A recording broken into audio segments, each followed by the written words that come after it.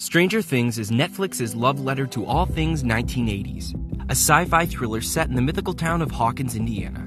To launch Season 2, we created a mysterious unbranded campaign straight out of 1984, the year Season 2 takes place, and filled it with fun Easter eggs just waiting to be discovered.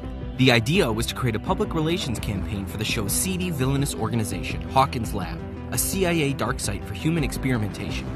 Inspired by 80s art direction, we used photography and typography that only existed before the advent of computers.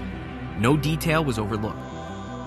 People in 2017 may love to tweet, text, and post, but our Hawkins Lab billboards asked them to do the strangest thing of all, make a phone call. Anyone clever enough to call the 800 number were greeted by a recorded message from the new director of the lab, Dr. Sam Owens, played by actor Paul Reiser.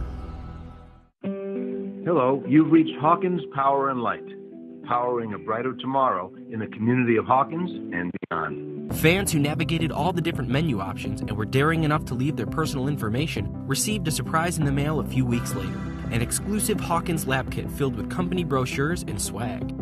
Social activity began with fans posting images of the cryptic billboard on social, but once they started receiving the surprise kits, a new frenzy of social activity fueled more calls to the hotline and ignited conversation from others hoping to receive the coveted kits. During the 4-week run, the 800 number received nearly 30,000 phone calls. All of the Hawkins Lab kits were gone in the first week, and the campaign garnered 500 million impressions of national earned media, including local news coverage in markets outside LA, New York, and Toronto.